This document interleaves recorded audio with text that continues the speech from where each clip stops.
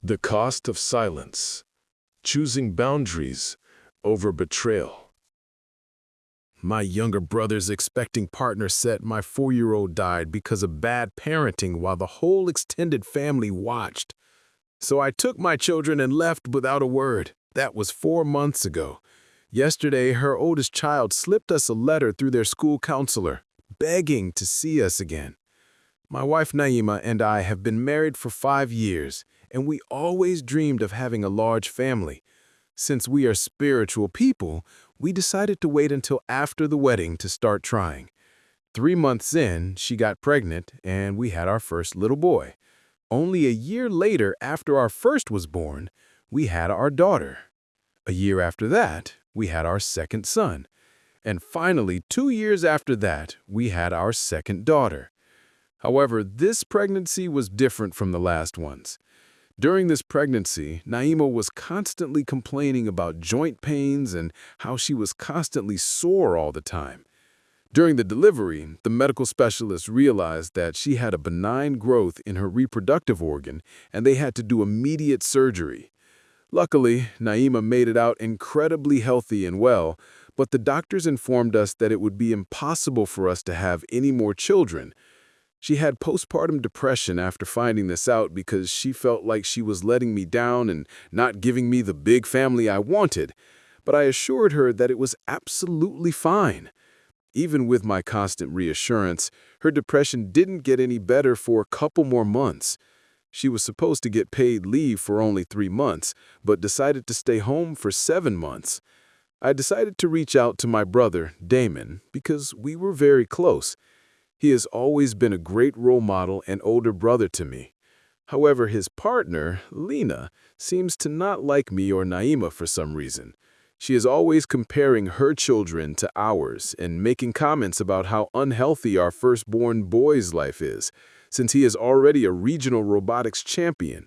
She says that he should be enjoying his life doing kid stuff, not on some technical competition. But we have already had this conversation with our son, and he absolutely loves building, and the fact that he is good at it doesn't change anything in his average life.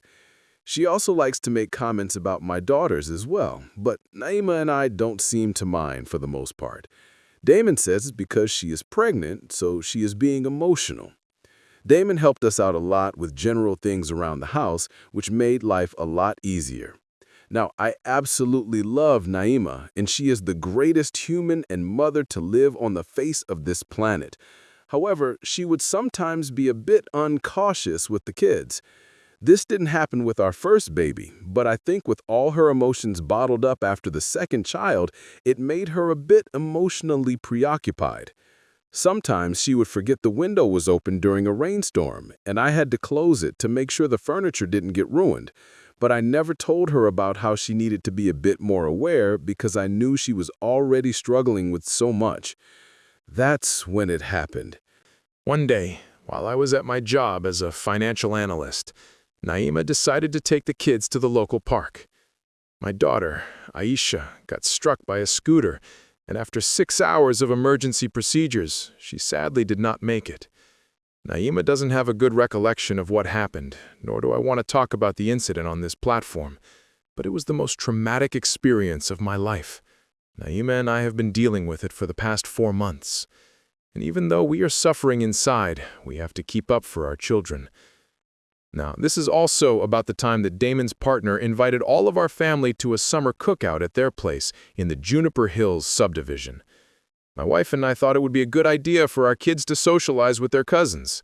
My whole family was there, and they were all extremely supportive of me and Naima. They all gave their condolences and were super polite about it, except for Damon's partner, Lena.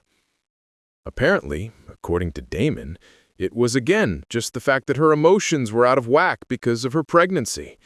But my wife never acted like this. Still, we all tried to enjoy ourselves, and the kids were certainly having a great time at my brother's gigantic outdoor pool. That's until the kids started playing pranks on us. The kids pushed me, Omar, into the pool while I was by the edge. I did think this was funny, but then they started taking things too far by damaging my and Naima's brand new electric sedan, an Heiress model. We calmly explained to all of the kids, including my nephews, why these types of pranks were not acceptable. In the middle of me lecturing them, Damon's partner stepped in and started shouting at me and Naima. She told us that we have no grounds to talk to their children and that it was probably all my children's fault anyway. Naima obviously was not having it and said that their children were the ones that actually did the damage. Things escalated more and more until some other family members came to see the commotion. That's when Lena dropped a bomb and said, "Maybe this is why your daughter is dead." My wife started crying and left, whereas I stayed and demanded an explanation. What happened next was even crazier, though. Damon immediately stepped between us, his face flushed as he grabbed my shoulders. "Omar, calm down. She didn't mean it like that." His grip tightened when I tried to push past him. You know how pregnancy hormones are. Lena's been having a really tough time. I stared at him in disbelief. Behind him, Lena crossed her arms over her swollen belly, her chin raised defiantly. The fountain hummed in the sudden silence as our family members shifted uncomfortably around us. "Pregnancy hormones?" My voice cracked. "She just said that about Aisha? About my daughter?" "Look, I know it came out wrong," Damon continued, his hand still on my shoulders. "But you're both emotional right now. Let's just take a breath and—" "Both emotional?" I shoved his hands away. "My 4-year-old daughter is dead, Damon. And your partner?" "Just stop being so dramatic," Lena interjected, stepping around Damon. I'm sorry if you took it the wrong way, but you were yelling at my kids. What was I supposed to do? My hand shook as I pointed at the deep scratches on her heiress's door. They damaged our car. We were explaining why that's not okay to all the kids. Oh, please, it's just a car. She rolled her eyes. You can afford to fix it, unlike some of us who actually have to budget for our growing families. My mother, Esther, appeared at my elbow, her voice soft. Omar, honey, maybe we should all just cool off. The sun is getting to everyone. The sun? I looked around at my family. My cousins avoided eye contact. My aunt studied her sandals. Uncle Reggie suddenly found the pool tiles fascinating. She just used my daughter's death as a weapon, and you're blaming the sun? Nobody's blaming anything, Mom said quickly. But Lena is 7 months pregnant. You remember how Naima was during her pregnancies. These things happen. These things happen? The words tasted bitter. Naima never once said anything cruel about someone's dead child. Because Naima never had anyone discipline her perfect little angels, Lena snapped. Maybe if you two weren't so busy trying to be parents of the year, you'd have noticed. Lena, Damon warned, but she kept going. What? I'm just saying what everyone's thinking. They act like their kids are so special. Robotics champion this, top of the class that. Well, look where all that intense parenting got them. I lunged forward, but 3 sets of hands held me back. My cousin Lionel, Uncle Reggie, and even my younger brother Marcus formed a barrier between us. Not worth it, man, Lionel muttered. Think of Naima. Naima. I spun around, searching for my wife. The sliding glass door to the house stood open, the curtains still swaying. She'd heard everything. I need to check on my wife, I said, shaking free from their grips. Omar, wait, Damon called after me. We can work this out. It's family. I paused at the door. Family doesn't do this, Damon. Inside, I found Naima in the guest washroom, sitting on the closed toilet lid, with her face in her hands. Her shoulders shook with silent sobs. I knelt in front of her, pulling her hands gently away from her face. Hey, I'm here. She said it was our fault. Naima's voice was barely audible. That Aisha died because of us.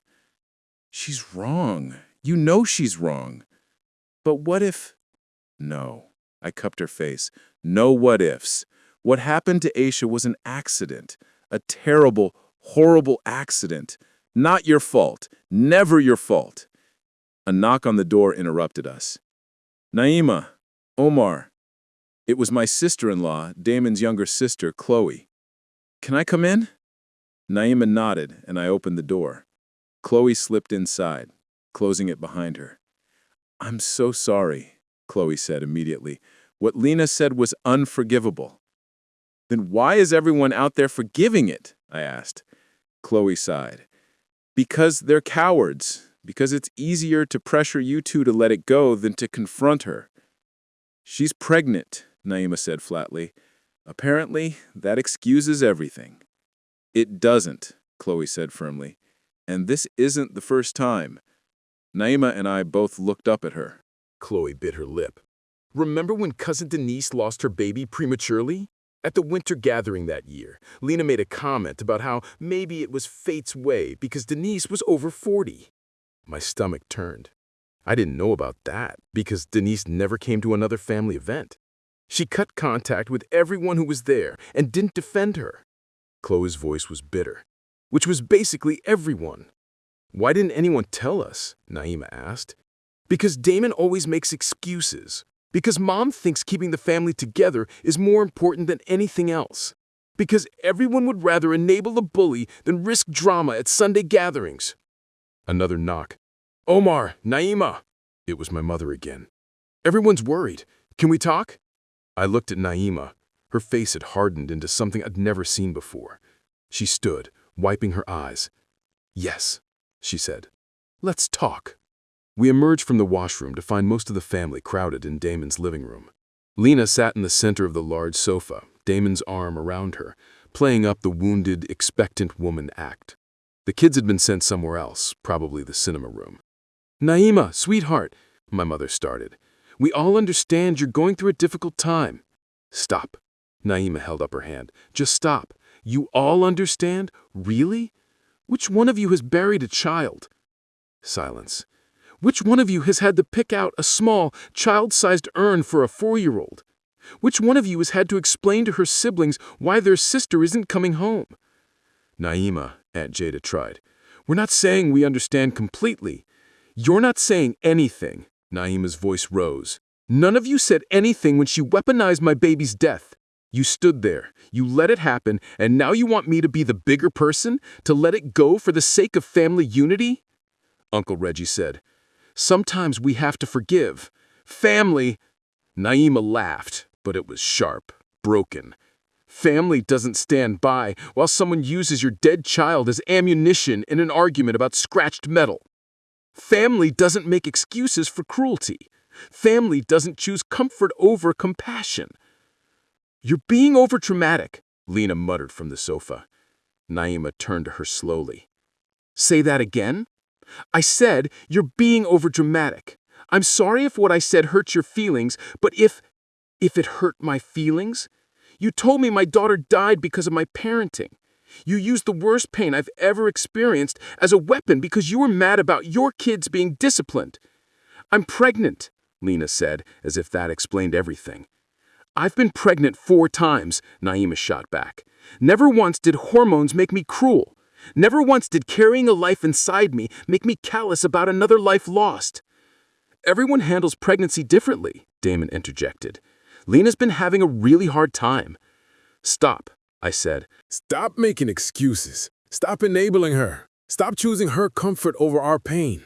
I'm not choosing anyone, Damon protested. I'm just saying we can all move past this. We're family. No, Naima said quietly. We're not. Not anymore. The room erupted. Everyone talking at once, trying to convince us we were overreacting, being too sensitive, breaking up the family. Through it all, Lena sat on the sofa with a small, satisfied smirk. Enough! Naima's shout silenced everyone. You want to know what breaks up a family? Standing by while someone attacks grieving parents? Making excuses for cruelty? Choosing to enable a bully rather than protect the vulnerable? She turned to face everyone. 4 months ago, I lost my daughter. Every day since then, I've woken up to a world that's missing her laugh, her smile, her little hands in mine. And I've survived it because I thought I had family who understood that pain, who would protect that sacred grief from being weaponized. Her voice broke. But you've shown me today that keeping Lena comfortable is more important than keeping Aisha's memory respected. That avoiding conflict matters more than standing up for what's right. Naima, please, my mother tried again. Think of the cousins. The kids shouldn't suffer because the adults can't get along. The kids? Naima's eyes flashed. You're worried about the kids. Where was that concern when Lena said what she said in front of any child who might have been listening? What message does it send when they see cruelty excused because the cruel person is pregnant? No one answered. Naima walked to where our children were gathered by the door. Having crept back to see what the shouting was about, she knelt down to their level. "Get your things," she said gently. "We're going home." "But Mom," our oldest, Khalid, protested. "We were having fun." "I know, baby, but sometimes we have to leave situations that aren't healthy, even when it's hard." As we gathered our belongings, the family continued their chorus of protests. Damon followed us to the door. "Omar, come on, don't do this. She didn't mean it. You know she didn't mean it." I turned to face my brother. "That's the problem, Damon. I think she did mean it, and I think you know she meant it. But you'd rather we swallow our pain than confront your partner's cruelty. That's not fair." "Fair?" I laughed bitterly. "Was it fair when she used our daughter's death against us? Was it fair when every single person in that room chose to protect her instead of us? We're not choosing sides." "Yes, you are. You chose, and you chose her." We loaded the kids into the electric sedan. As I started the engine, my communication device began buzzing with texts, Naima's too. Family members trying to guilt us into returning, into apologizing, into letting it go for the sake of family peace. Naima turned off her device and stared out the window. "They'll never understand, will they?" "No," I said. "They won't. I can't go back there," she whispered. "I can't sit across from her at the next holiday dinner and pretend she didn't say what she said. I can't watch everyone act normal while knowing they'd rather protect her than us." "Then we won't," I said simply. "We'll make our own holidays, our own traditions with people who actually care about us." Naima reached over and took my hand. "I'm sorry, your family. They're not my family," I interrupted. "Not anymore. Family doesn't do what they did today." As we drove away, I saw Damon still standing in the doorway, Lena beside him with her hand on her belly and that same satisfied expression. The rest of the family had probably already moved on, convincing themselves that we'd cooled down, that we'd come around, that family was more important than principles. They were wrong. That night, after the kids were asleep, Naima and I sat on our back terrace, the same terrace where Aisha used to play with her toy cooking set, serving us imaginary cookies and telling us elaborate stories about her figurines. "I miss her so much," Naima said. "I know. Me too. And now we've lost them too. Your family?" I pulled her close. "We haven't lost anything worth keeping. Anyone who could stand by while you were attacked like that, anyone who could make excuses for that kind of cruelty, they're not family. They're just people we happen to share heritage with." "Your mom will probably call tomorrow, try to smooth things over." "Probably." "What will you say?" I thought about it. "That Lena crossed the line that can't be uncrossed. That they had a choice between protecting grieving parents or enabling a bully, and they chose wrong. That we won't expose ourselves or our children to that kind of toxicity again." Naima nodded against my chest. "They'll say we're breaking up the family. The family broke itself when they chose comfort over compassion." We sat in silence for a while, listening to the night sounds. Somewhere in the distance, a child laughed, and we both tensed. Every child's laugh sounded like Aisha's now. Every little girl with intricate braids made our hearts skip. "I keep thinking about what Chloe said," Naima murmured, "about Denise, how she cut everyone off after they didn't defend her. Yeah, I used to think that was extreme. Now I understand. How can you sit across from people who watched you be attacked and did nothing, who made excuses for your attacker, who tried to make you the villain for not accepting the attack?" "You can't," I said simply. My device buzzed again. Another text, this time from my mother. "Please don't let this destroy our family. Think of what Aisha would want." I showed it to Naima. Her face hardened. "She did not just invoke Aisha to manipulate us into forgiving this." "She did." Naima grabbed my device and typed back. "Aisha would want her memory respected. Aisha would want her parents protected.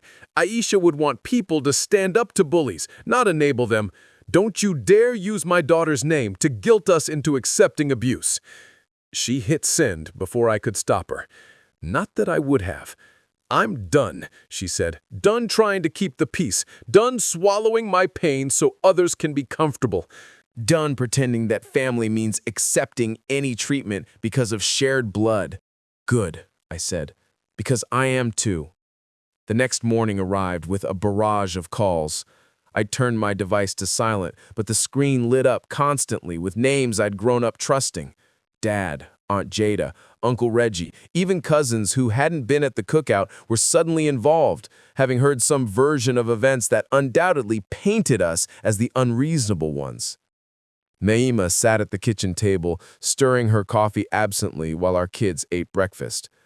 Our oldest son, Khalid, kept glancing between us, clearly sensing something was wrong but not quite understanding what had shifted in our world overnight.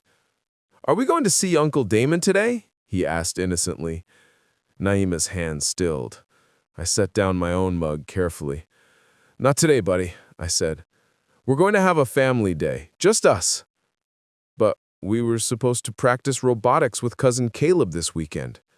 The knife of that simple statement twisted.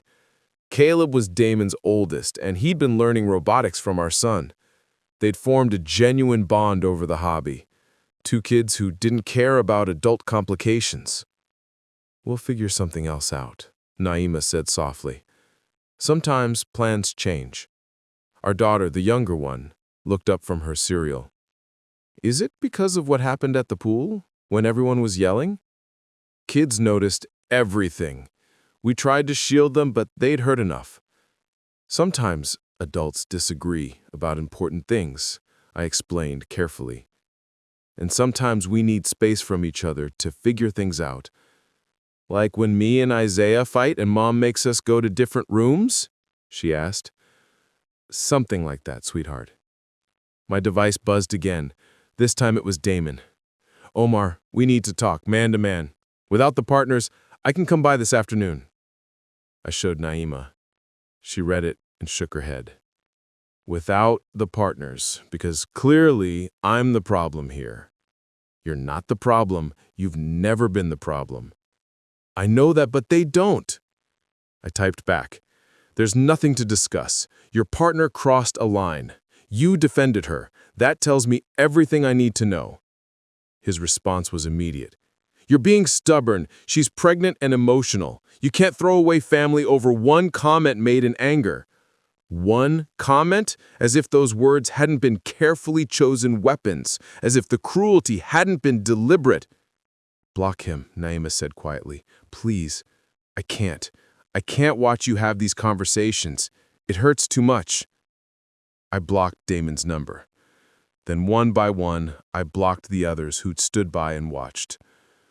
Mom was the hardest. Her name sat there on my screen. Decades of memories attached to those 3 letters. But she'd made her choice yesterday. She'd chosen the easy path over the right one.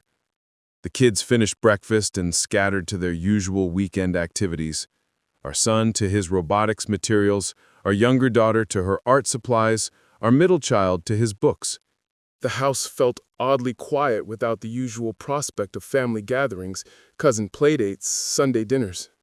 "What do we tell people?" Naima asked. "Our friends, the kids' teachers, when they ask why the cousins don't pick them up anymore. The truth, that we've decided to distance ourselves from family members who don't respect us. They'll think we're overreacting, that we're those people who cut off family over petty drama. Let them think that." I reached across the table for her hand. "We know the truth. Using our dead daughter as a weapon isn't petty. Standing by while it happens isn't drama. It's betrayal." Naima's device rang. Her mother this time. She'd been at the cookout but had left early before the confrontation. Naima stared at the screen, then answered. "Hi, Mom." I could hear her mother's voice, concerned but measured. Naima's face cycled through emotions as she listened. "Yes, I heard what happened." "No, Mom. She said our daughter died because of how we parent. I don't care if she's pregnant." "Mom, stop." Naima's voice hardened. "If you're calling to tell me to forgive and forget, you can save your breath.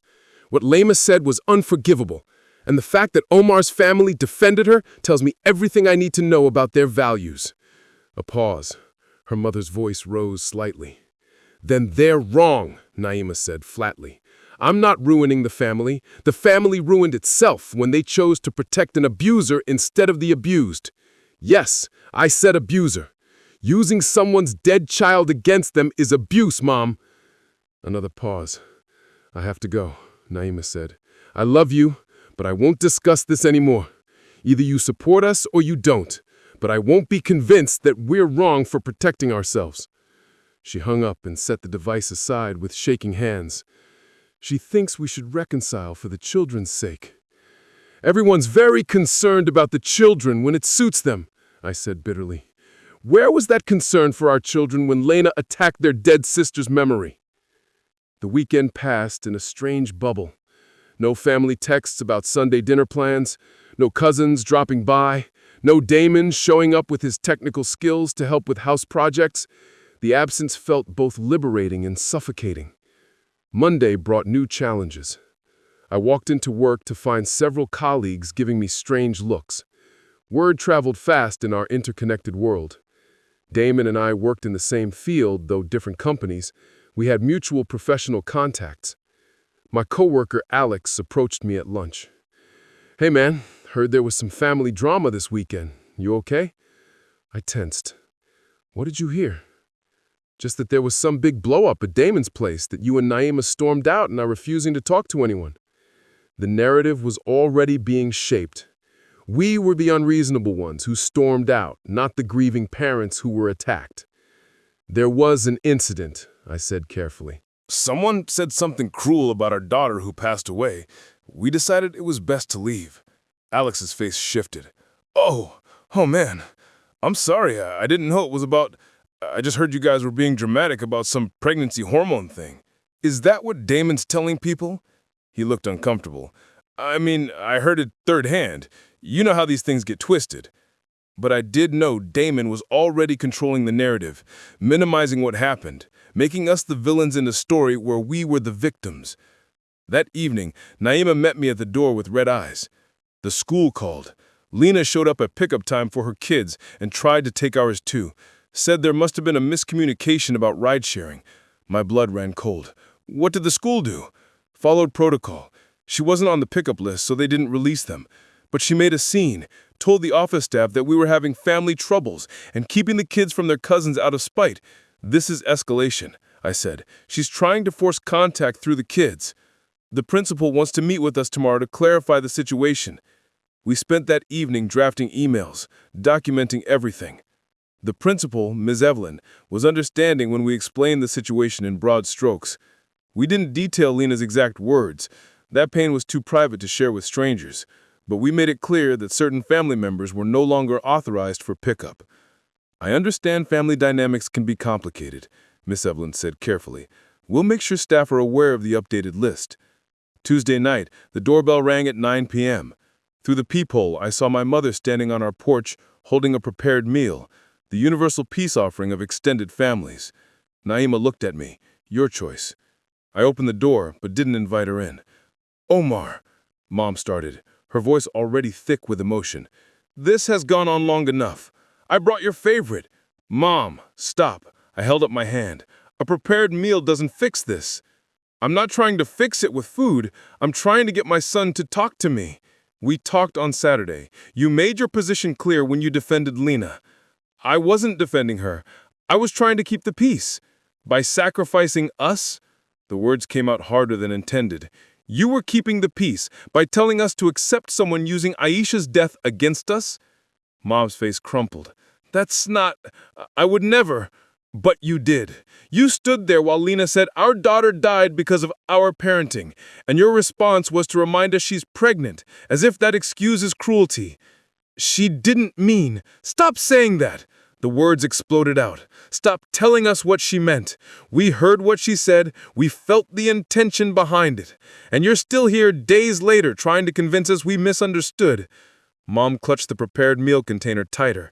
"I just want my family back together. Your family was never together, Mom. It was held together by people like Naima and me swallowing our hurt and keeping quiet." By people like Cousin Denise disappearing rather than making waves. by victims staying silent so abusers could stay comfortable. Lena isn't an abuser. She used our dead child as a weapon. What would you call that? Silence stretched between us. Down the street, a dog barked. Normal neighborhood sounds that felt surreal against this moment. I should have spoken up. Mom said finally, quietly. When she said it, I should have told her it was wrong. Yes, you should have. But I can't change that now. All I can do is try to fix this going forward. There's nothing to fix, Mom. The damage is done. Trust is broken. And honestly, I don't think it was ever really there. This just revealed what was always true, that keeping up appearances matters more than protecting the vulnerable. She started crying then. Real tears, not the manipulative kind. I don't want to lose you, either of you, or my grandchildren. You're not losing us. You're experiencing the consequences of your choices. There's a difference. What does that mean? It means we'll still exist. We'll still be your son and daughter-in-law, but we won't pretend that Saturday didn't happen. We won't sit at family dinners with Lena. We won't expose our children to people who think their sister's death is fair game for cruel comments. So what? You'll just never come to family events again? Never let the cousins play together? The cousins can play together when their mother isn't around. Damon can bring them here or meet us at neutral locations. But Lena is not welcome in our lives. Neither is anyone who continues to make excuses for her. Mom wiped her eyes. And if I can't accept that? Then you're choosing her over us again. She left the meal container on the porch. I brought it inside after she drove away. And Naima and I stood in the kitchen looking at it like it might explode. Your mom makes good prepared meals. She does. Doesn't make her a good person, though. No, it doesn't. We threw it away. Keeping it felt like accepting a bribe. Wednesday brought a new development. Chloe called Naima while I was at work. I wanted you to know, Chloe said over speakerphone that evening. that I told Mom and Damon exactly what I think of them. That they're cowards who enable Lena because it's easier than standing up to her. How'd that go? Naima asked. About as well as you'd expect.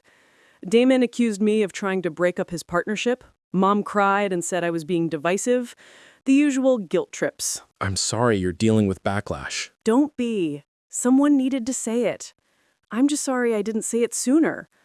Maybe if I'd spoken up about Denise. We can't change the past. Naima said gently. Just choose better going forward. That's actually why I'm calling.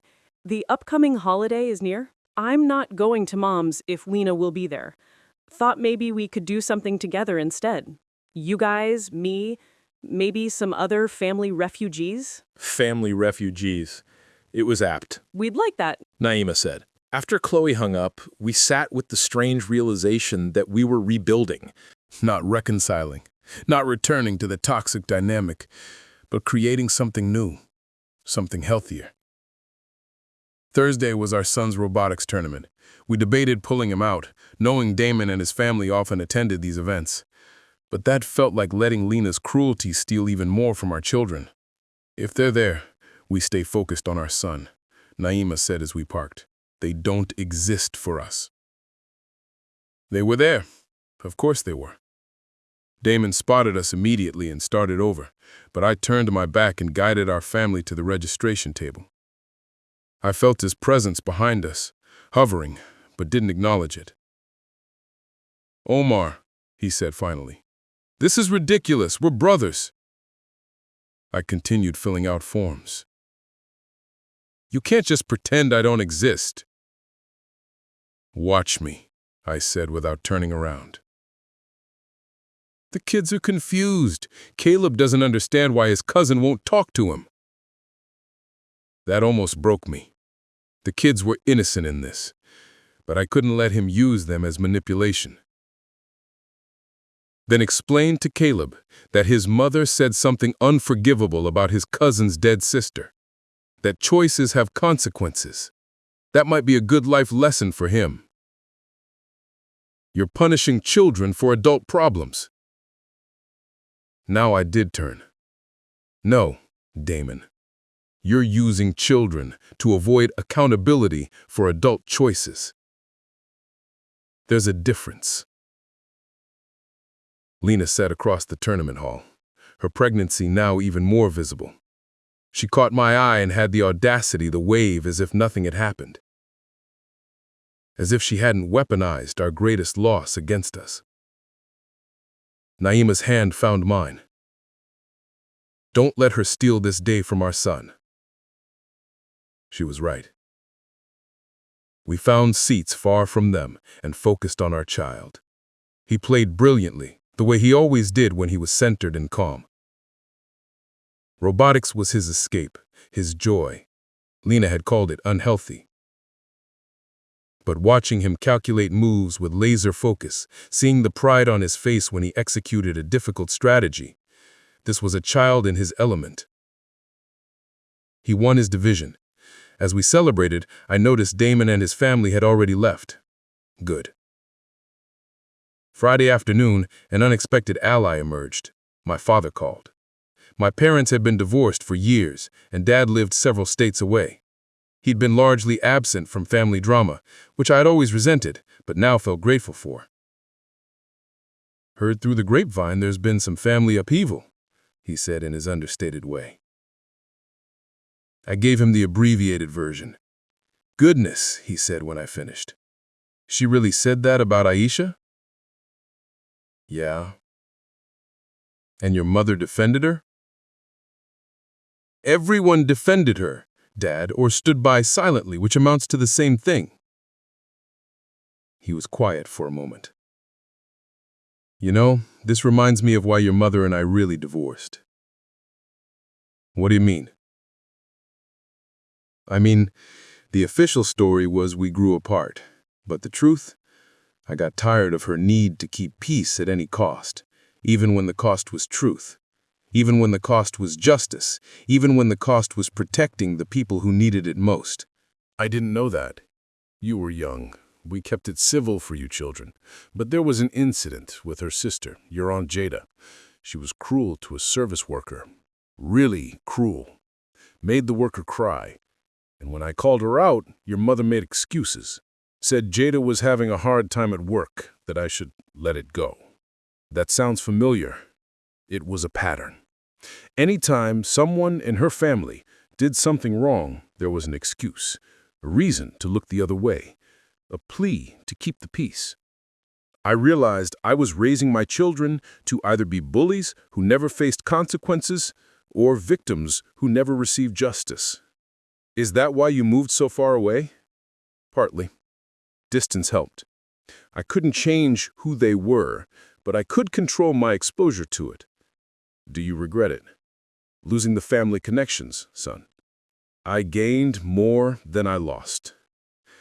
I gained integrity, self-respect, the ability to look at myself in the mirror without flinching, and I gained the knowledge that my children would see at least one parent stand up for what's right, even when it's hard. After we hung up, I sat with that conversation. My father, whom I'd always thought of as disconnected, had been protecting his peace all along. He'd chosen principles over proximity, values over visits. That weekend, Naima and I took the kids to a new park, not the one where Aisha had been hurt. We'd never go back there, but a different one across town. As they played, we talked about the future. The holidays are going to be hard, Naima said. The upcoming festivals, all those traditions, we'll make new ones. It's not just that. It's the questions from the kids' friends, parents, from our friends. Everyone wants to know why we're not doing the big family gatherings anymore. We tell them the truth, that we're protecting our family from toxic dynamics. People don't like that answer. They want the pretty lie that we're just doing something small this year excuse. Then they can be uncomfortable. We're done prioritizing other people's comfort over our truth. Our daughter ran up, breathless and happy. Mom, Dad, can we get frozen treats? Of course, sweetheart. As we walked to the frozen treat shop, our son fell into step beside me. Dad, are we ever going to see Uncle Damon again? I'd been dreading this question. I don't know, buddy. Right now, we need some space from them because of what Aunt Lena said about Aisha. Kids heard everything. We tried to shield them, but they'd absorbed more than we realized. How do you know about that? I heard you and Mom talking, and Caleb texted me. He said his mom didn't mean it. What do you think? He was quiet for a moment, considering with the same focus he brought to robotics. I think when someone says something mean about someone who died, they mean it, because you have to really want to hurt someone to use that. Out of the mouths of babes. You're very wise, I told him. So we're protecting ourselves? Yes. We're protecting ourselves and Aisha's memory. Good, he said simply. Aisha deserves that. The frozen treat shop was crowded with weekend families, normal people living normal lives without the weight of family betrayal. Or maybe they all had their own hidden wounds, their own relatives who used cruelty as currency. That night, after the kids were asleep, Naima showed me her device. She'd been documenting everything in a private journal app. Every text, every manipulation attempt, every flying monkey sent to guilt us into reconciliation. Why? I asked. Because I know how this goes. Time passes, memories fade, and suddenly we're the ones who overreacted to a misunderstanding. I won't let them rewrite this narrative. She was right. Already the story was being reshaped by those who hadn't been there. We were the dramatic ones, the unforgiving ones, the family destroyers, not the grieving parents who'd been attacked with their own daughter's death. Monday morning brought another surprise. A letter from Lena delivered to my office. Handwritten, which must have taken effort given her usual preference for device-based confrontation. Omar, it read, I've been thinking about what happened at the cookout. I realize my words may have been harsher than intended. Pregnancy has been difficult, and I sometimes speak without thinking. I hope we can move past this misunderstanding for the sake of family unity. The children shouldn't suffer for adult disagreements. Lena. I read it 3 times, looking for the apology that wasn't there. May have been harsher than intended. Misunderstanding? Not, I'm sorry for using your daughter's death to hurt you. Not, what I said was cruel and wrong. Huh. I showed Naima that evening. She laughed, but it was bitter. She's not sorry. She's sorry there were consequences. Should I respond? No. Any response gives her ammunition. She'll twist whatever you say into evidence that we're the unreasonable ones. So I didn't respond, but I kept the letter. Documentation worked both ways. Tuesday was harder. Our middle child came home from school upset. There had been a family tree project, and the teacher had asked about grandparents, aunts, uncles. He'd had to explain that we didn't see them anymore. The teacher looked at me weird, he said, like I said something bad. You didn't say anything bad, Naima assured him. Sometimes families take breaks from each other. But why do we have to take a break? How do you explain to a child that adults can be cruel, that family can betray, that sometimes love isn't enough to overcome toxicity? Sometimes people say hurtful things, I tried. And when they're not sorry, really sorry, it's okay to protect yourself from being hurt again. Like when Benny kept pushing me at recess and wouldn't stop, so I stopped playing with him. Exactly like that. He seemed satisfied with that explanation, but Naima and I exchanged looks. The ripple effects would continue. Our children would face questions, judgment, assumptions, all because we'd chosen to protect them from people who thought their sister's death was acceptable ammunition. Wednesday night, Damon showed up at our door. No warning, no call, just him on our porch at 8 p.m. looking haggard. Please, he said when I opened the door. Just 5 minutes. No, Damon, I'm begging you. This is destroying my family. Your partner destroyed our family when she used Aisha against us. You destroyed it when you defended her. She's pregnant.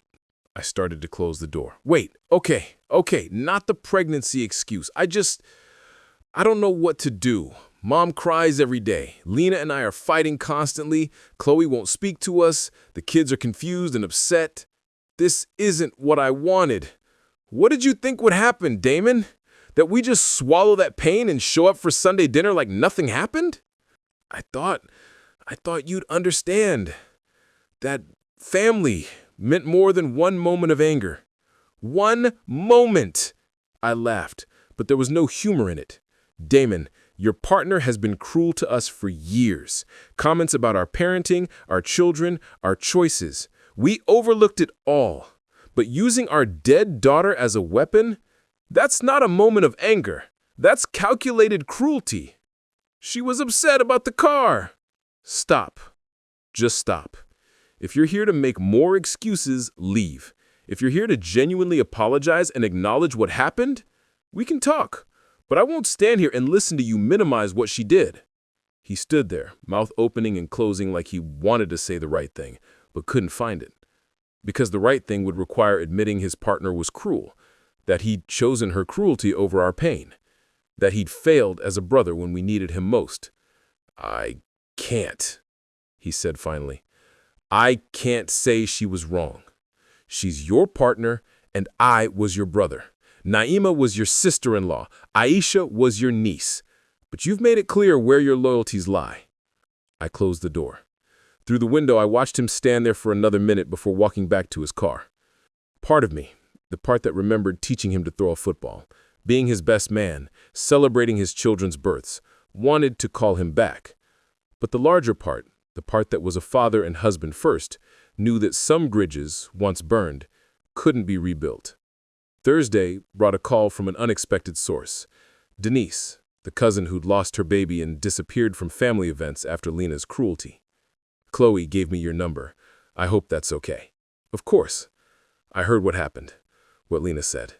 I'm so sorry. Thank you. I wanted to call because I know what you're going through. Not the loss. I can't imagine losing a child who'd lived and laughed and been part of your world for years. But the family betrayal? That I understand. How did you handle it? Badly at first. I kept waiting for someone to reach out to say they were sorry for not defending me, to acknowledge that what she said was wrong. But they never did, because acknowledging it would mean admitting they'd failed. And that family unity they prize so highly, it's built on the silence of people like us. Do you regret cutting them off? No. I regret that it was necessary. I regret that they chose comfort over compassion. But cutting them off, that saved me. It let me grieve without having to pretend the people who enabled my attacker were safe. People think we're overreacting. People who haven't been through it always think that. They don't understand that some wounds are too deep for forgiveness, that some betrayals reveal who people really are. And once you see it, you can't unsee it. After we hung up, I found Naima in Aisha's room. We'd left it largely untouched, unable to face packing away her things. She sat on the floor holding one of Aisha's stuffed animals. Denise called, I said, sitting beside her. I told her about the conversation. Naima listened, tears sliding silently down her face. She's right, Naima said finally, about the family unity being built on silence. How many times did we bite our tongues when Lena said something cruel? How many comments did we let slide to keep the peace? Too many. And it escalated because that's what happens when cruelty goes unchecked. It grows. We didn't know it would lead to this, but we knew it was wrong, and we stayed quiet anyway, just like everyone else is staying quiet now. Friday was the harvest festival. We'd always done a big family gathering for this, all the cousins together in coordinated traditional clothing. This year it was just us. The kids didn't complain, but I saw our oldest looking at photos from last year on his phone. All of them together. Aisha in her little fairy costume, beaming at the camera. You okay, buddy? I asked. Yeah, just remembering. It's okay to miss how things were. Do you think it'll ever be normal again? I think we'll find a new normal. Different, but still good. Without them. With people who truly care about us, who would never use Aisha's memory to hurt us. He nodded, pocketing his phone. I think Aisha would understand why we're protecting her memory. I think so too. That night, as we walked through the neighborhood, I noticed other families intact, whole, taking photos and laughing. Were they really as happy as they seemed? Or were they too hiding wounds, staying silent to keep peace? enabling cruelty in the name of family unity, our devices stayed mercifully quiet. Perhaps the family had finally accepted our boundaries, or perhaps they were planning their next approach. Either way, for tonight, it was just us. Our little family of 5 that should have been 6, making our own memories, protecting our own peace. Saturday morning shattered that peace. Naima woke me early, her face pale. "Look at this!" She showed me her social media. Lena had posted a long, dramatic status about family division and forgiveness and protecting children from adult conflicts. She didn't name us directly, but the comments made it clear everyone knew who she meant. "Some people hold grudges over the smallest things," one aunt had commented. "Pregnancy is so hard. People should be more understanding," wrote another. "Breaking up family over words is just sad," Damon's friend had added. The narrative was being cemented. We were the grudge holders, the family breakers, the ones who couldn't forgive a pregnant woman's small mistake. "Should I respond?" Naima asked. "No. Let them show themselves. Let everyone see who supports using a dead child as a weapon." But it hurt. Seeing people we'd shared holidays with, whose children had played with ours, reduce our pain to pettiness. Seeing them rally around Lena while we grieved not just Aisha, but the family we'd thought we had. My device rang. "Chloe, did you see it?" she asked without preamble. "Yeah." I commented. Told them exactly what Lena said. Used Aisha's name and everything. Let them defend that publicly. Chloe, you don't have to fight our battles. Yes, I do. Because someone should have fought Denise's. Someone should have fought yours the moment Lena opened her mouth. Silence is what lets this continue. Within an hour, Chloe's comment had been deleted, and she'd been blocked. But not before several people had seen it. My device started buzzing with texts from peripheral family members who hadn't known the full story. "Is that really what she said?" one cousin asked. "Why didn't anyone tell me?" wrote another. The narrative was cracking, but Lena was in damage control mode. A new post appeared. This one about lies and exaggerations and people trying to destroy a pregnant woman's reputation. "She's really doubling down," Naima said. "She has to. Admitting what she really said would mean admitting she's the villain in the story." But the damage to their narrative was done. Some family members, who'd been solidly in the keep the peace camp, started reaching out privately. Not to fully support us, that would require too much courage, but to express concern about what had really happened. We didn't engage. Their sudden interest in the truth after publicly supporting Lena felt hollow. Where was this concern when we were being attacked? Where were these questions when we were being painted as the unreasonable ones?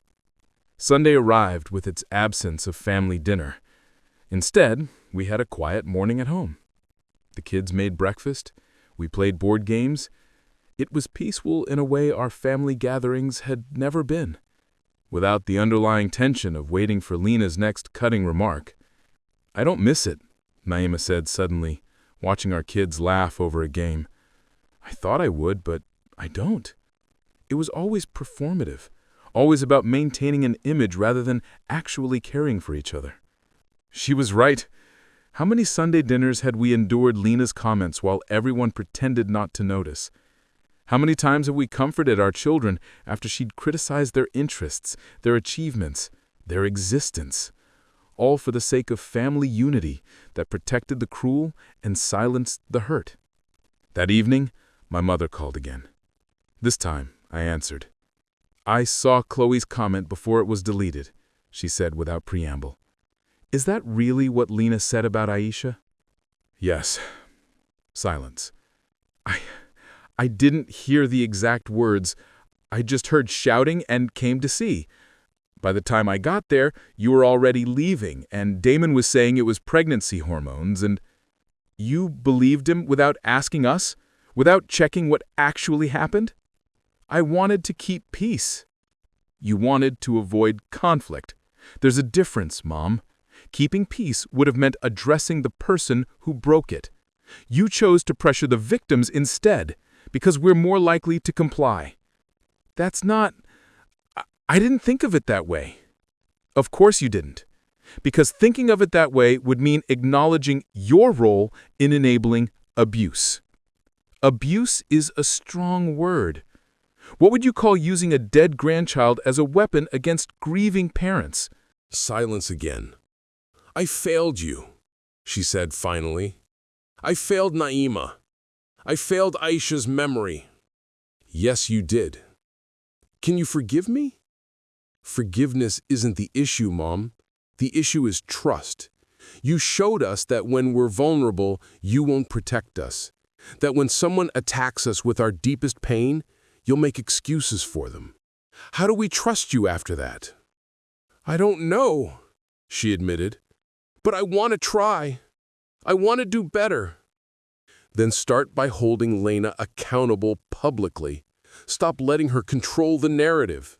Stop letting her paint us as the villains for protecting ourselves. Damon will be furious. Then Damon can be furious. His comfort isn't more important than our pain. I need to think about this. You do that. But while you're thinking, remember that every day you stay silent is another day you choose them over us. After I hung up, Naima looked at me with something like hope. Do you think she'll actually do it? I don't know. Speaking up now after publicly supporting them would mean admitting she was wrong.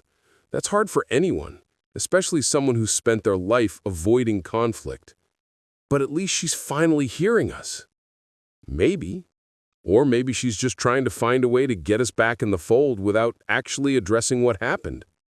Time would tell. Monday morning brought proof that Mom had made her choice. A social media post, carefully worded, but clear.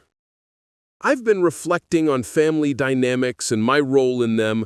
I realized I've sometimes prioritized keeping peace over protecting people.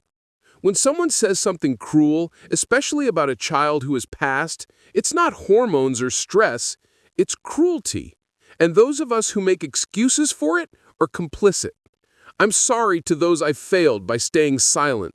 I promise to do better. She didn't name names, but everyone knew.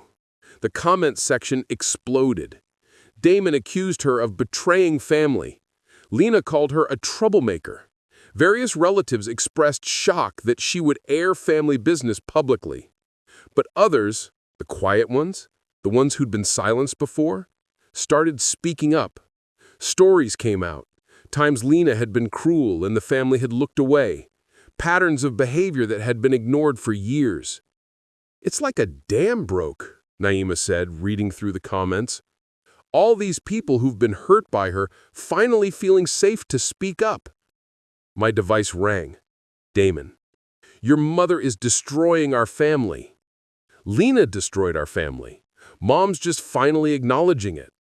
This is your fault. You and Naima making a big deal out of nothing. Using our dead daughter as a weapon is nothing? She didn't mean... I hung up. We were past the point of these circular conversations. But the family reckoning continued. Chloe called that evening, almost giddy. Did you see Aunt Jada's comment? She admitted that Lena made her daughter cry at her wedding by criticizing her dress. And Uncle Reggie's wife finally told the story about Lena announcing her pregnancy at their daughter's graduation dinner. It's all coming out, Naima said. Good. Let them all see what they've been enabling. But with revelation came retaliation. Lena posted her own status, painting herself as a victim of a coordinated attack. Damon supported her, claiming people were ganging up on a pregnant woman. They announced they were taking a break from social media and family events for their mental health. Classic, Naima muttered. Play victim when accountability comes knocking. But something had shifted. The family dynamic that had protected Lena for years was crumbling. People were questioning why they'd stayed silent, why they prioritized her comfort over others' pain. Tuesday brought an unexpected visitor. Aunt Jada stood on our porch, looking uncomfortable but determined. I owe you an apology, she said when I let her in. When Lena said what she said about Aisha, I should have spoken up. I should have protected you both. Naima studied her carefully. Why didn't you? Because I'm a coward. Jada said simply. Because speaking up would have made me a target. Because it was easier to let you bear the weight of her cruelty than to share it. And now I realize that my silence made me complicit, that every time I let her cruelty slide, I enabled the next instance. I'm sorry. I'm so deeply sorry. It was the first real apology we'd received. Not qualified, not excused, just acknowledgement of failure and regret. I appreciate that, Naima said carefully, but you understand why we can't just go back to how things were. I do. Trust is earned, and I haven't earned yours. But I wanted you to know that some of us see it now. See what we allowed to happen, and we're sorry. After she left, Naima and I sat with the strangeness of it. The family wall of silence, once so impenetrable, was developing cracks. It doesn't change what happened, doesn't bring Aisha back into a world where her memory is protected. No, but maybe it prevents the next Denise, the next us. Wednesday was quiet. The social media storm had died down, replaced by an uncomfortable silence. Sides had been chosen, lines had been drawn. The family that had once gathered for every occasion was now fractured into camps. Thursday brought news through Chloe. Damon and Lena are hosting the upcoming festival, making a big deal about keeping traditions alive and not letting division win. It's clearly a loyalty test. Let him test. We already know where we stand. Mom's not going. Neither are Jada or Reggie's family. Looks like their guest list is getting smaller. Part of me, the part that remembered Damon teaching me to throw a football, being there when each of my children was born, felt sad. But the larger part, the part that had watched him choose his partner's cruelty over our pain, felt nothing but resolve. Friday was the kids' school program. We sat in the auditorium watching our children sing songs about gratitude and family. The irony wasn't lost on us. Family isn't always blood, Naima whispered, watching our son help a classmate with their costume. Sometimes it's the people who choose to protect you instead of hurt you. She was right. In losing the family we'd been born and married into, we were discovering something else. Friends who checked in regularly, parents from school who'd heard something had happened and offered support without prying. Chloe who called daily just to make sure we were okay. That weekend, we started planning our own festival gathering. Chloe would come along with Denise and her family, some friends who had nowhere else to go, a hodgepodge of people who understood that family was about more than shared DNA. It'll be different, Naima said, making lists. Different isn't bad. No, different might actually be better. The kids were adjusting too. Our oldest had started teaching robotics to kids at the community center. Kids who actually want to learn, he said pointedly. Our middle child had joined a book club. Our youngest was thriving in art classes. Without the constant, subtle criticisms from Lena, without the tension of family gatherings where they walked on eggshells, they were blooming. I think Aisha would like this, our daughter said one evening, working on a painting. She always said Aunt Lena was mean. Maybe she's happy we don't have to see her anymore. Out of the mouths of babes again. As November progressed toward the holiday, the family divide solidified. Damon and Lena surrounded themselves with the relatives who still believed in keeping peace at any cost. We built something new with those who understood that some costs were too high. Mom called the night before the holiday. I wanted you to know I'm not going to Damon's, she said. I'll be alone, but I can't sit at a table with someone who used my granddaughter's death as a weapon. You don't have to be alone, I found myself saying. We have room. Naima looked at me, surprised but not disapproving. Are you sure? Mom's voice was small. I'm sure that Aisha would want her grandmother to have somewhere to go. I'm sure that choosing right, even late, still matters, but I'm also sure that this isn't a clean slate. It's a chance to do better. I understand. Thank you. After I hung up, Naima took my hand. That was kind of you. She's trying, late but trying. And maybe showing her what real family looks like will help her understand what we lost when she stayed silent. Maybe. The holiday arrived, crisp and clear, our house filled with the smells of cooking and the sounds of chosen family. Chloe arrived early to help cook. Denise brought her children who played easily with ours. Friends filled in the gaps, creating a warmth that had nothing to do with obligation and everything to do with choice. Mom arrived last, carrying her famous sweet potato dessert and looking uncertain. "Thank you for having me," she said quietly. "Thank you for choosing to be here," Naima replied, "for choosing us." The meal was different from years past, smaller in some ways, but richer. Conversation flowed without the underlying tension of waiting for Lena's next barb. The kids laughed freely. Stories were shared without fear of judgment. "This is nice," Mom said at one point, looking around the table. "Different, but nice." "Different can be good," our son said. "Like in robotics, sometimes you have to sacrifice a piece to win the game." "What piece did we sacrifice?" our daughter asked. "The one that was hurting us," he said simply. Mom's eyes filled with tears. "I'm sorry I didn't protect you, all of you, from that hurt." "We know," Naima said, "but you're here now. That matters." As the evening wound down and guests started leaving, Mom pulled me aside. "Damon called earlier while I was driving here. He wanted to know how I could choose them over him." "What did you tell him?" "That I wasn't choosing sides. I was choosing right." He didn't understand. He might never understand. "I know, and that breaks my heart, but not as much as knowing I failed you when you needed me most." She left with promises to do better, to be better. Time would tell if she could follow through. That night, as Naima and I cleaned up, she paused by Aisha's photo on the mantel. "I think she would have liked today," she said. "A house full of people who actually care about each other. No mean comments about her art, no comparisons to her cousins, just love. Just love." We'd lost family, the kind you're born into, the kind you're supposed to be able to count on.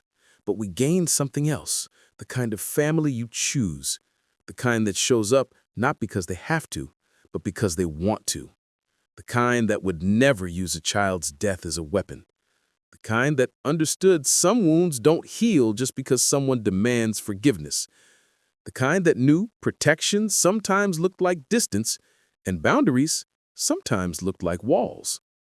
As we headed to bed, Naima's device buzzed, a text from a number she didn't recognize. "Hi, Naima. This is Caleb. I know my mom said something bad about Aisha.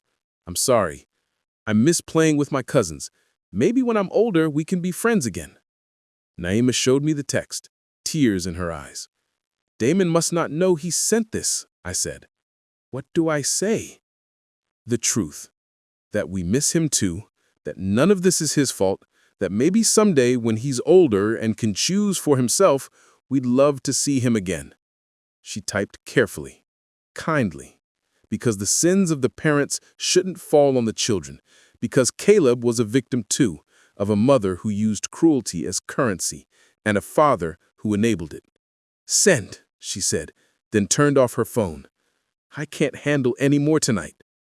As we lay in bed, the house quiet except for the sound of our children sleeping safely down the hall, I thought about the journey from that cookout to this moment. The pain was still there, the loss of Aisha, compounded by the loss of family we thought we could trust. But there was something else, too. Peace. The peace of knowing we'd chosen protection over politeness. The peace of knowing Aisha's memory was safe from those who would weaponize it. The peace of knowing our surviving children would grow up seeing that some things matter more than keeping cruel people comfortable. "I love you," I told Naima in the darkness. "I love you too," she replied. "And I love the family we're building, the one Aisha would be proud of." The weekend after the holiday brought an unexpected development. Damon's oldest son, Caleb, showed up at our door Saturday morning, his bike leaning against our porch railing. Naima and I exchanged shocked looks through the window. "Caleb!" I opened the door, scanning the street for Damon's car. "Does your dad know you're here?" The 13-year-old shifted nervously. "He thinks I'm at the library, but I had to come. I need to talk to my cousin about something for the robotics tournament next week. Naima appeared beside me, her expression conflicted. The kid wasn't responsible for his mother's cruelty, but having him here felt like crossing a line we'd carefully drawn. Caleb, we can't, I started. Please, he interrupted, his voice cracking. I know what my mom said about Aisha. Dad told me I wasn't allowed to talk to you guys anymore, but it's not fair. None of this is fair. Our son had heard the doorbell and came running. He stopped short when he saw his cousin, hope and uncertainty warring on his face. Can Caleb come in? He asked quietly. Just for a little bit. Naima and I had a silent conversation with our eyes. Finally, she nodded. 15 minutes. Then you need to go home before your parents realize where you are. The boys disappeared upstairs, and Naima started pacing. This is going to cause problems. I know Damon will accuse us of undermining his parenting. Probably. 20 minutes later, Caleb came back downstairs, looking lighter than when he'd arrived. Thank you, he said simply. I'm sorry about everything. You don't need to apologize for things that aren't your fault, Naima told him gently. He left, and we held our breath, waiting for the inevitable explosion. It came 3 hours later. Damon's car screeched into our driveway, and he was at our door before the engine fully died. How dare you? He snarled when I opened the door. Going behind my back, encouraging my son to disobey me? We didn't encourage anything, I said calmly. He showed up. We let him talk to his cousin for 20 minutes. That's all. You had no right to what? Let two kids maintain a friendship despite adult problems? You're right. How terrible of us. Lena emerged from her car, her pregnancy now in its final weeks. This is kidnapping, she announced dramatically. We could call the police. Naima appeared behind me. Please do. I'd love to explain to them why you're trying to prevent cousins from speaking to each other. Maybe mention what you said about our dead daughter while we're at it. Lena's face flushed. You're poisoning him against us. We didn't mention you at all, Naima said. Believe it or not, everything isn't about you. Everything's been about you since your kid died, Lena spat. Poor Naima, poor Omar, everyone walking on eggshells. Get off our property, I said quietly. Now. Damon grabbed Lena's arm. Let's go. No, I'm tired of them playing victim. Their daughter died because Naima wasn't watching her properly, and somehow that's everyone else's problem. Naima moved so fast I barely saw it. Not to strike Lena, she'd never give her that satisfaction, but to pull out her device and start recording. Say it again, Naima said, her voice deadly calm. Tell everyone how our daughter's death is our fault. Let everyone see exactly who you are. Lena realized her mistake. The few neighbors who were outside had stopped to watch. Mrs. Jackson from across the street had her own device out. Turn that off, Damon demanded. Public property, Mrs. Jackson called out. You're making quite the scene. Damon dragged Lena back to their car, but she couldn't resist one last shot. This is why nobody wants you at family events anymore. You're exhausting. Nobody wants us? Naima laughed, but it was sharp. Check your guest list again. They peeled out, leaving tire marks on our driveway. Mrs. Jackson walked over, shaking her head. I recorded the whole thing, in case you need it. That woman is vile. The video was on social media within hours, not posted by us. We had no interest in that drama. But Mrs. Jackson's daughter, who'd been visiting, posted it. The court of public opinion was swift and harsh. Lena's carefully crafted image of the victimized pregnant woman crumbled as people watched her attack grieving parents in their own driveway. Mom called that evening. I saw the video. I'm so sorry you had to deal with that. Caleb just wanted to see his cousin, I said tiredly. I know. Damon caught me ranting about boundaries and respect. I told him the only disrespect I saw was from his wife. How'd that go? He hung up on me. But I'm done enabling him. Watching that video, seeing how she spoke to you both, I'm ashamed I ever defended her. Sunday brought a grief support group meeting we'd started attending a month ago, finding solace among other parents who understood the weight of loss. As we settled into our usual seats, a familiar face caught my eye. Denise sat in the corner, tissues clutched in her hand. After the meeting, she approached us. "I hope it's okay I'm here. I know it's been years since my loss, but seeing you two stand up to the family, it brought everything back." "Grief doesn't have an expiration date," Naima said, hugging her. "I've been in therapy," Denise admitted, "working through not just the loss, but the betrayal. My therapist says the family trauma might actually be harder to process than the grief itself. Because death is final," I said. "But betrayal is a choice people make every day." That afternoon, Chloe texted with news. Damon and Lena's baby had arrived early. A little girl. The family was buzzing with the standard congratulations and hospital photos. "Do we say anything?" Naima asked, looking at the announcement. "We wish the baby health and happiness," I decided. The child isn't responsible for her parents. We sent a simple card to the hospital. No return address. It was the decent thing to do, even if they didn't deserve decency. Monday's mail brought a surprise. Caleb had written us a letter. His handwriting, careful and deliberate. "Dear Uncle Omar and Aunt Naima," it read. "Thank you for letting me visit. I know it caused problems, and I'm sorry. Mom and Dad are really mad, but I don't care. You are always nice to me, and I miss being a family. I think about Aisha a lot. She was really funny and always shared her treats with me. I'm sorry my mom says mean things. I told her it was wrong, but she said I don't understand because I'm a kid. But I think kids understand better sometimes. Love, Caleb." Naima cried reading it. "That poor boy. He's gonna be okay," I said.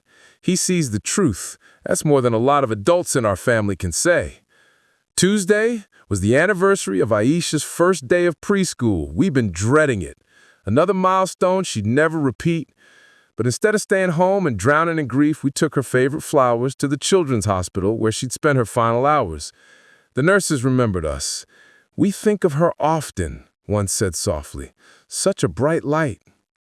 We donated some toys in Aisha's memory, watched sick children's faces light up, and found a strange peace in bringing joy where she'd left us.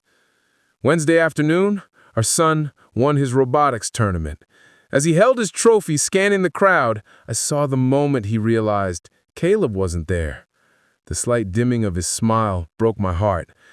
"Caleb would be proud," I told him. "I know," he said. "I just wish he could be here." Sometimes loving someone means accepting you can't be in their life the way you want to, Naima said gently. But that doesn't make the love less real.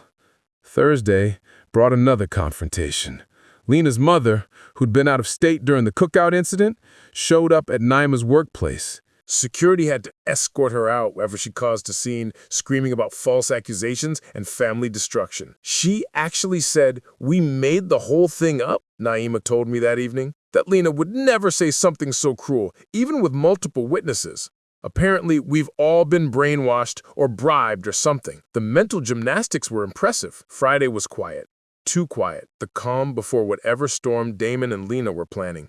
We'd learned their patterns. When caught in wrongdoing, they'd retreat, regroup, then attack from a new angle. Saturday morning, the new angle revealed itself. A process server knocked on our door, handing me an envelope. Damon and Lena were suing us for defamation, emotional distress, and alienation of family affection. "They're actually suing us?" Naima stared at the papers in disbelief. "For telling the truth about what she said?" I muttered, reading through the complaint. "They're claiming the video Mrs. Jackson posted has damaged Lena's reputation and caused her postpartum depression." "Her reputation was damaged by her own mouth," Naima said. "We spent the weekend consulting lawyers, documenting everything, preparing for a battle we'd never wanted. The family group texts exploded with drama. Some supported Damon and Lena, claiming we'd gone too far. Others were appalled they'd involved lawyers in family matters. Chloe called Sunday night. "Mom's beside herself. She's threatening to testify on your behalf about all the things Lena said over the years." "She'd do that?" "She's furious. Said if Damon wants to play legal games, she's got a list of witnesses to Lena's cruelty going back a decade." Monday, we met with our lawyer, a sharp woman named Camille, who'd handled family disputes before.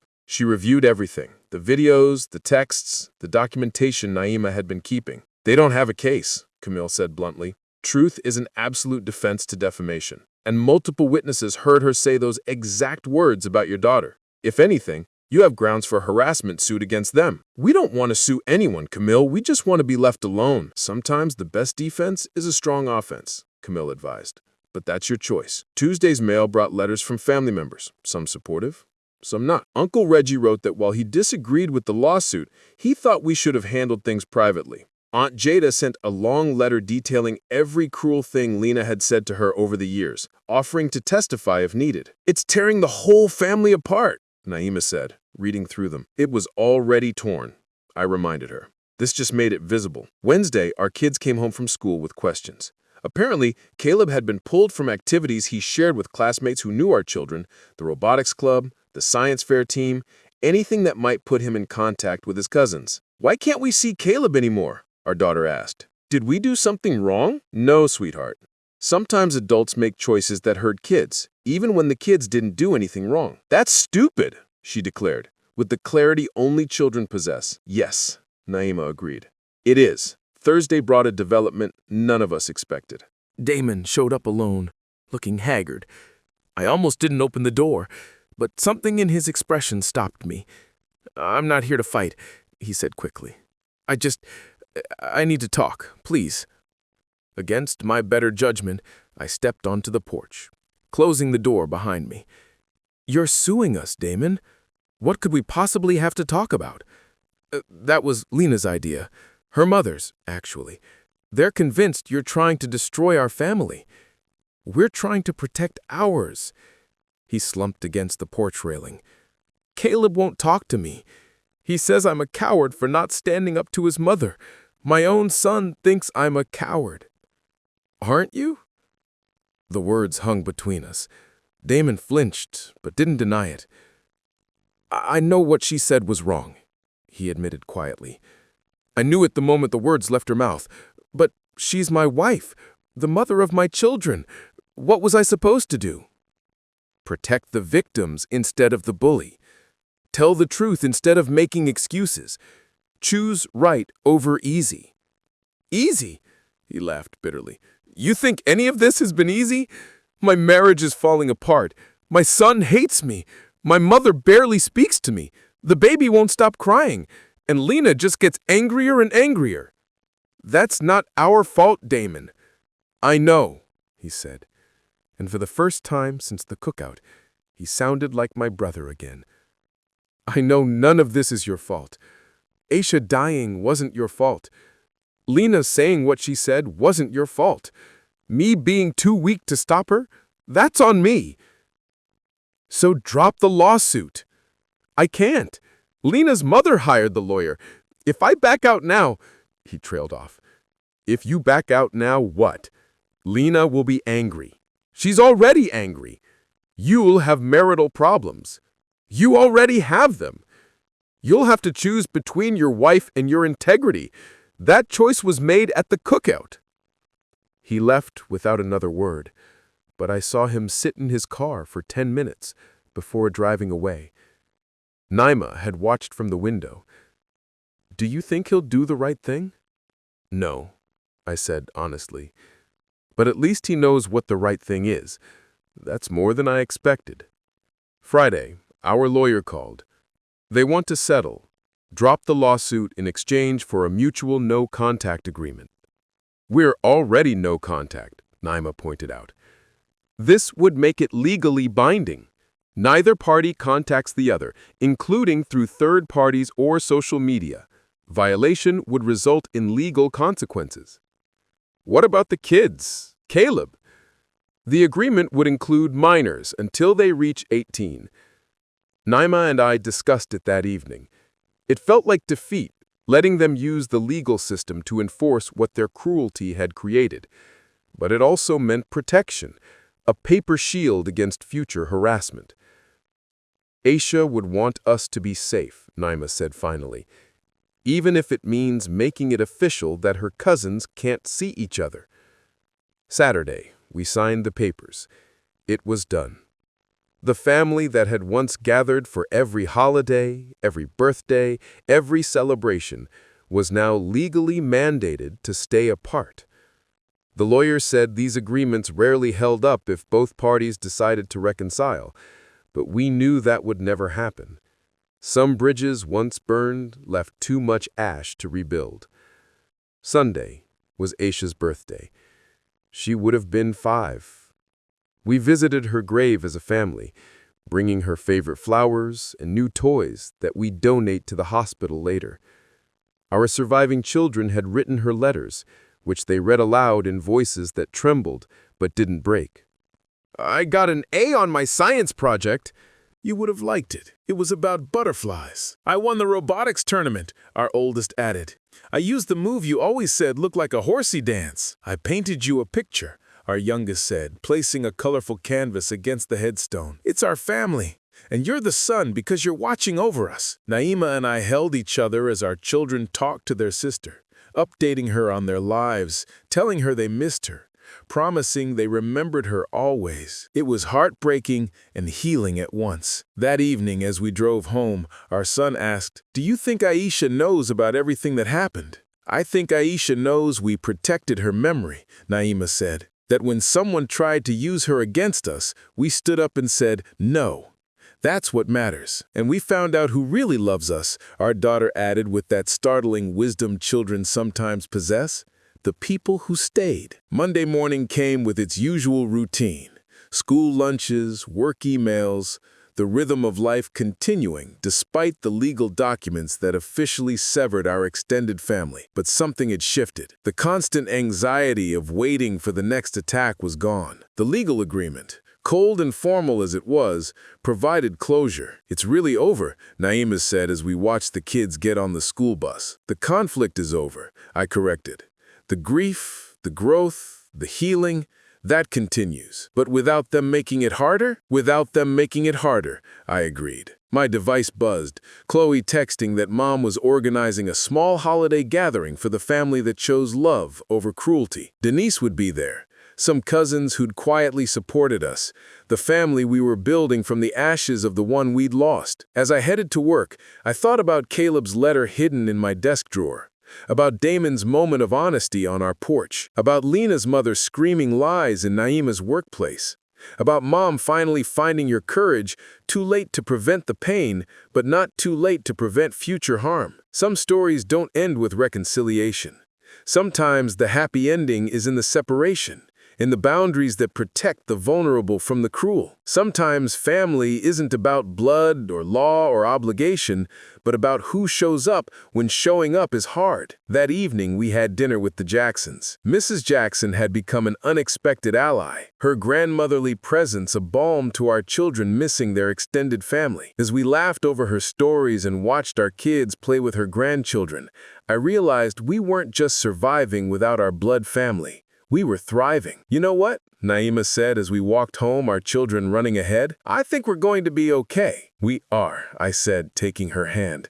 "We really are." 6 months later, we received word through our lawyer that Damon and Lena had divorced. The details were messy, involving custody battles and more legal drama. Caleb reached out through his school counselor, asking if he could write to us when he turned 18. We saved that message too. A promise for a future where children could make their own choices about family. Our grief support group became a second family. Our children flourished without the constant criticism. Naima and I grew stronger, bound by shared pain, but also shared courage. We learned that sometimes losing your family means finding your people. That protecting your children sometimes means teaching them that love has boundaries. That honoring the dead sometimes means standing up to the living. Aisha's memory lived on not as a weapon to wound us, but as a light that showed us who deserved to share our path forward. In the end, that was the greatest gift she could have given us.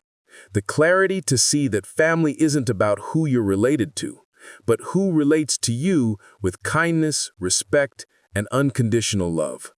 We learned that some battles you win by walking away.